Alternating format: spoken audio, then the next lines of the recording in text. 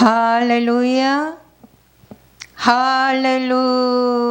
오늘은 전지전능하신 하나님 이란 말씀을 전하기를 원합니다. 사랑하는 여러분, 예배 시간에 목사의 말이 아니요 하나님의 말씀으로 받아들이는 축복이 임하시기를 바랍니다. 하나님의 말씀은 예레미야 32장 17절 읽겠습니다. 슬프도소이다. 주 여호와여, 주께서 큰 능력과 표신팔로 천지를 지으셨사오니 주에게는 할 수 없는 일이 없나이다. 아멘. 전지전능하신 하나님의 뜻입니다. 전지란 하나님께서 모든 것을 아시며 전능이란 하나님께서 모든 것을 하실 수 있다는 의미입니다. 아멘. 마태복음 19장 26절을 읽겠습니다. 예수께서 그들을 보시며 이르시되 사람으로는 할 수 없으나 하나님으로서는 다 하실 수 있느니라. 아멘. 우리는 성경을 통해 하나님께서 얼마나 놀라운 능력과 지혜로 온 우주를 다스리는지를 배울 수 있습니다. 전지전능하신 하나님은 모든 것을 다 하실 수 있습니다. 자, 시편 139편 1절부터 4절을 읽겠습니다. 여호와여, 주께서 나를 살펴보셨으므로 나를 아시나이다. 주께서 나의 안고 일어섬을 아시며 멀리서도 나의 생각을 밝히 아시오며 나의 길과 눕는 것을 감찰하시며 나의 모든 행위를 익히 아시오니 여호와여, 내 혀의 말을 알지 못하시는 것이 하나도 없으시니다. 아멘. 하나님께서 우리의 모든 것을 아시고 돌보신다는 사실을 기억하며 언제 어디서나 하나님의 임재 안에서 살아가는 삶을 사시길 축복합니다. 할렐루야. 하나님은 우리의 생각과 마음, 미래까지도 아십니다. 우리는 하나님 앞에서 숨길 것이 없으며 하나님께서 우리의 삶을 완벽하게 인도하십니다. 전지전능하신 하나님은 모든 것을 행하실 수 있습니다. 마태복음 19장 26절을 읽겠습니다.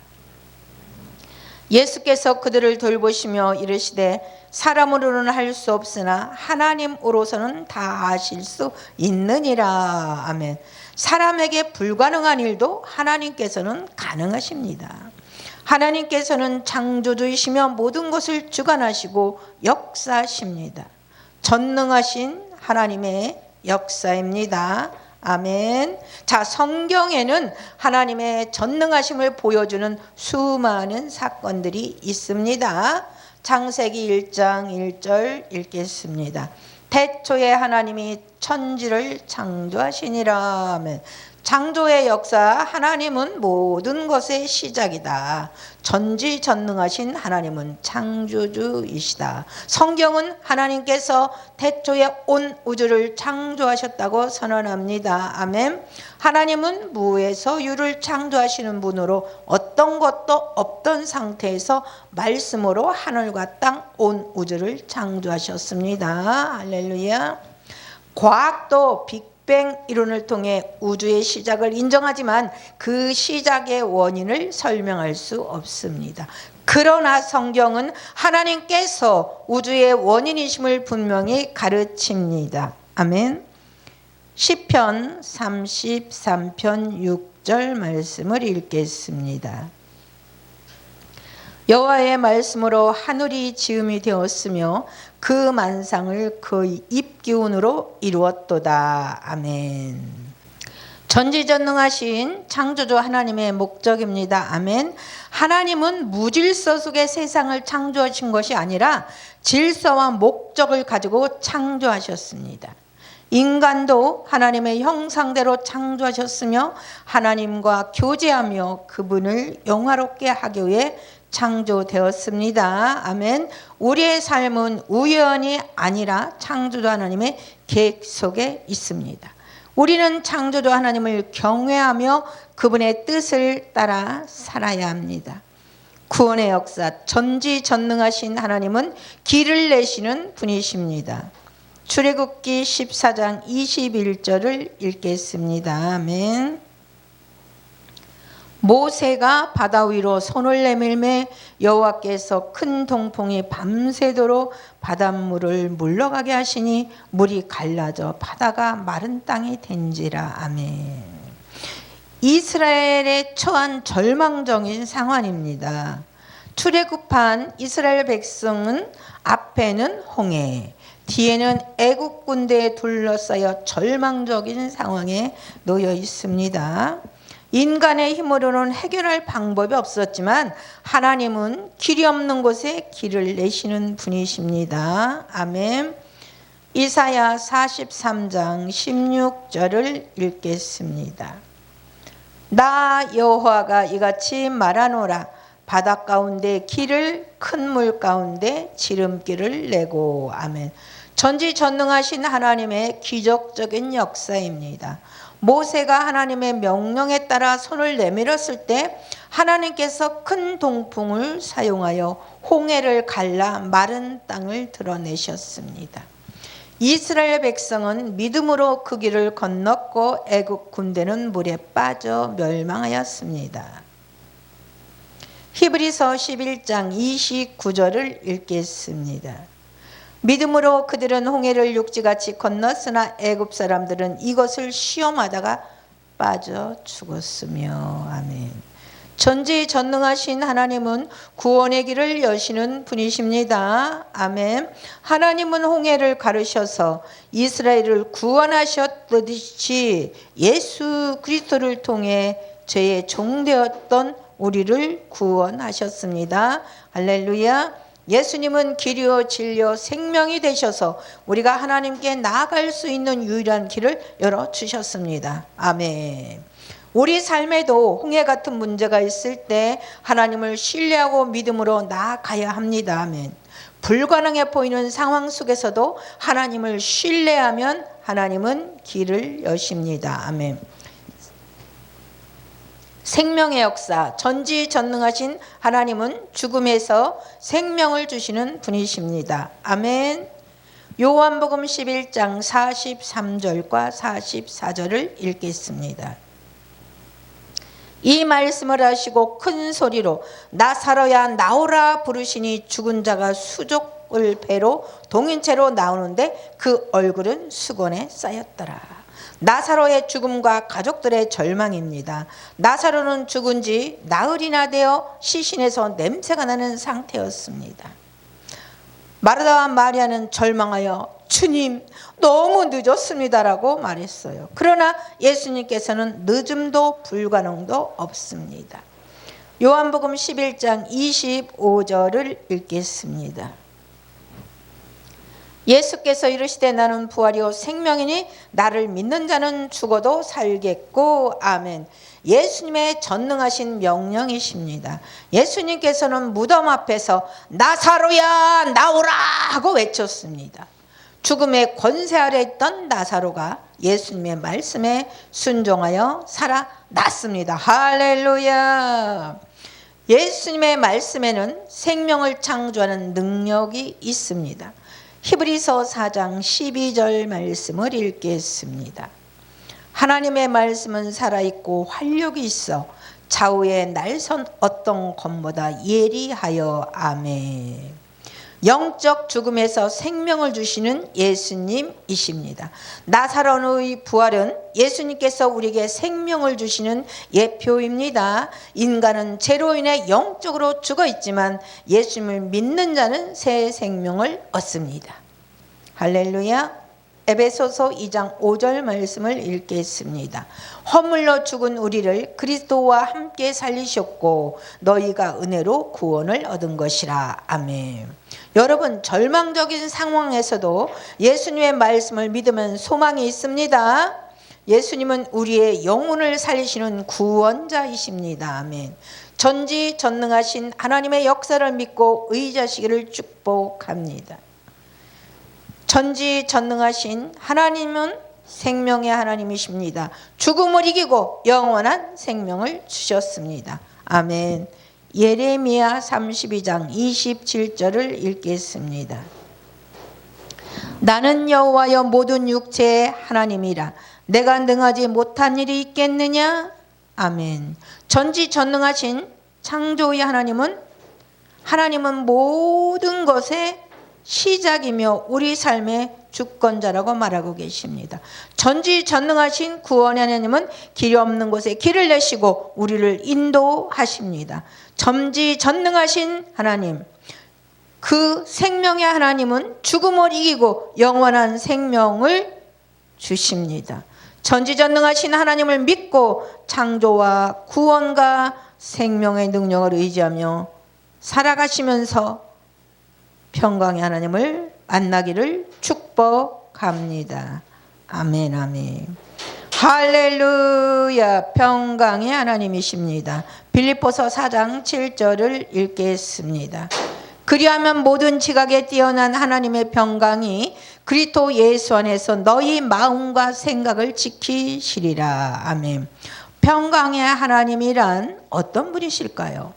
성경에서 평강은 단순한 감정적인 평온이 아니라 하나님의 다스림 아래서 누리는 완전한 평화와 안정을 의미합니다. 하나님은 혼란과 두려움이 아닌 참된 평강을 주시는 분이십니다. 할렐루야. 고린도전서 14장 33절을 읽겠습니다. 하나님은 무질서의 하나님이 아니시오 오직 화평의 하나님이시니라. 로마서 15장 33절을 읽겠습니다. 평강의 하나님께서 너희 모든 사람과 함께 계실지어다. 우리는 하나님을 통해서만 참된 평안을 얻을 수 있습니다. 아멘. 평강의 하나님께서 주시는 세 가지 평강입니다. 하나님과의 평강, 하나님과의 관계에서 오는 평화입니다. 로마서 5장 1절을 읽겠습니다. 그러므로 우리가 믿음으로 이롭다 하심을 받았으니 우리 주 예수 그리스도로 말미암아 하나님과 화평을 누리자. 아멘. 인간은 죄로 인해 하나님과 원수가 되었지만 예수 그리스도를 믿음으로 하나님과 화평을 누릴 수 있습니다. 마음의 평강, 내면의 평화입니다. 아멘. 요한복음 14장 27절을 읽겠습니다. 평안을 너에게 끼치노니 곧 나의 평안을 너에게 주노라. 내가 너에게 주는 것은 세상이 주는 것과 같지 아니하니라. 너희는 마음에 근심하지도 말고 두려워하지도 말라. 아멘. 예수님은 세상이 줄 수 없는 참된 평안을 우리에게 주십니다. 우리가 아무리 힘든 상황 속에서도 예수님을 바라볼 때 참된 평안을 누릴 수 있습니다. 할렐루야. 사람과의 평강, 이웃과의 평화로운 관계입니다. 로마서 12장 18절을 읽겠습니다. 할 수 있거든 너희로서는 모든 사람과 더불어 화목하라. 아멘. 우리는 미워하는 사람, 원망하는 사람과 화해하려고 노력해야 합니다. 분노를 조절하고 용서하는 마음을 가져야 합니다. 가정과 직장, 교회에서 화목을 이루는 사람이 되어야 합니다. 평강의 하나님을 믿는 자는 어떻게 살아가야 하는 것일까요? 두려움을 이기고 하나님의 능력을 신뢰해야 합니다. 그리스도의 평강이 우리 마음을 다스리도록 해야 합니다. 아멘. 사람들과 화평을 이루며 살아가야 합니다. 하나님과의 관계가 회복될 때 우리는 다른 사람과도 화목한 관계를 맺을 수 있습니다. 용서하고 사랑하는 삶을 살아가야 합니다. 마음의 평강을 누리는 방법입니다. 그리고 기도를 통해 평강을 누립니다. 빌립보서 4장 6절과 7절을 읽겠습니다. 아무것도 염려하지 말고 다만 모든 일에 기도와 간구로 너희 구할 것을 감사함으로 하나님께 아뢰라. 그리하면 모든 지극에 뛰어난 하나님의 평강이 그리스도 예수 안에서 너희 마음과 생각을 지키시리라. 아멘. 여러분, 기도는 하나님의 평강을 경험하는 가장 중요한 통로입니다. 우리가 염려를 기도로 바꿀 때 하나님께서 평강을 주십니다. 그리고 말씀을 통해 평강을 누리시기를 축복합니다. 시편 119편 165절을 읽겠습니다. 주의 법을 사랑하는 자에게는 큰 평안이 있으니 그들에게 장애물이 없으리이다. 아멘.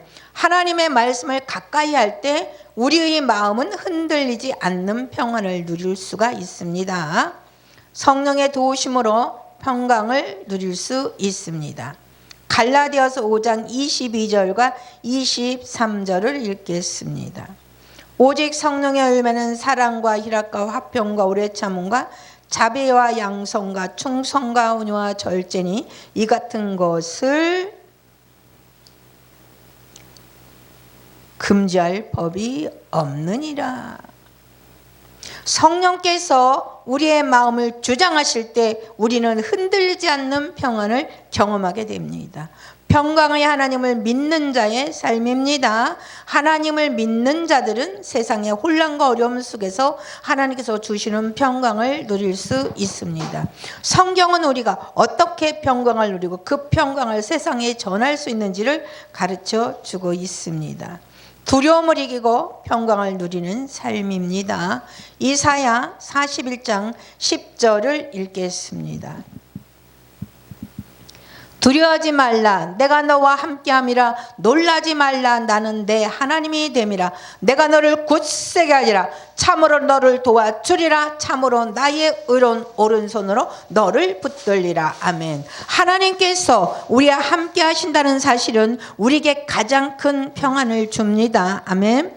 우리는 인생에서 어려운 상황을 만날 때 두려움을 느낄 수 있지만 하나님은 두려워하지 말라고 말씀하십니다. 우리의 힘으로 감당할 수 없는 문제도 하나님께서 굳세게 하시고 도와주심으로 해결하여 주십니다. 할렐루야. 인생의 어려움을 만날 때 기도하며 하나님의 도우심을 구해야 합니다. 우리의 힘이 아닌 하나님의 의로운 손을 의지할 때 참된 평강을 경험할 수 있습니다. 할렐루야. 마음의 평강을 다스리는 삶입니다. 골로새서 3장 15절을 읽겠습니다. 그리스도의 평강이 너희 마음을 주장하게 하라. 너희는 또한 한 몸으로 부르심을 받았으니 또한 감사하는 자가 되라. 아멘. 그리스도의 평강이 너희 마음을 주장하게 하라. 예수님께서 주시는 평강이 우리 마음을 다스려야 합니다. 믿음의 사람은 외부 환경이 아닌 그리스도의 평강을 기준으로 선택하고 행동해야 합니다. 하나님께서 우리를 한 몸 교회 공동체로 부르셨기 때문에 평강을 이루고 화합해야 합니다. 평강을 누리는 중요한 태도 중 하나는 감사하는 삶입니다. 감사하는 사람은 불평이 줄어들고 평강을 경험합니다. 감사하는 마음을 가지면 평강이 커집니다. 예수님의 평강을 내 삶의 중심으로 삼고 염려하기보다 기도를 선택해야 합니다. 교회와 가정 공동체에서 화평을 이루는 삶을 살아야 됩니다. 화평을 이루는 삶입니다. 마태복음 5장 9절을 읽겠습니다.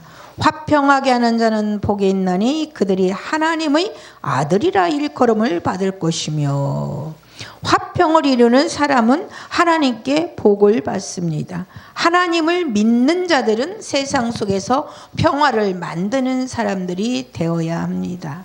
화평을 만든다는 것은 다른 사람과의 갈등을 해결하고 사랑과 용서를 실천하는 것을 의미합니다. 하나님과 화목하고 사람들과도 화목한 삶을 살아가야 됩니다. 로마서 12장 18절을 읽겠습니다. 할 수 있거든 너희로서는 모든 사람과 더불어 화목하라. 아멘. 미워하는 사람, 원망하는 사람하고 화해하려고 노력해야 합니다. 분노를 조절하고 용서하는 마음을 가져야 합니다. 가정, 직장, 교회에서 화목을 이루는 사람이 되어야 합니다. 그렇다면 평강의 하나님을 믿는 자는 어떻게 살아야 하는지요? 고린도전서 14장 33절을 읽겠습니다. 하나님은 무질서의 하나님이 아니시오 오직 화평의 하나님이시라. 사람들과 화평을 이루며 살아야 합니다. 평강의 하나님을 믿고 따르길 축복합니다. 하나님은 참된 평강의 근원이십니다. 할렐루야. 요한복음 14장 27절을 읽겠습니다. 평안을 너희에게 끼치노니 곧 나의 평안을 너희에게 주노라. 내가 너희에게 주는 것은 세상이 주는 것과 같지 아니하니라. 너희는 마음에 근심하지도 말고 두려워하지도 말라. 아멘. 예수 그리스도를 통해 하나님과 화목해야 합니다. 기도와 말씀, 성령의 도우심으로 평강을 누릴 수 있습니다. 하나님이 주시는 평강을 세상에 나누며 살아야 합니다. 오늘도 전지전능하신 하나님, 평강의 하나님을 신뢰하고 그분이 주시는 참된 평강을 누리며 살아가시를 주 예수 그리스도의 이름으로 기도합니다. 아멘.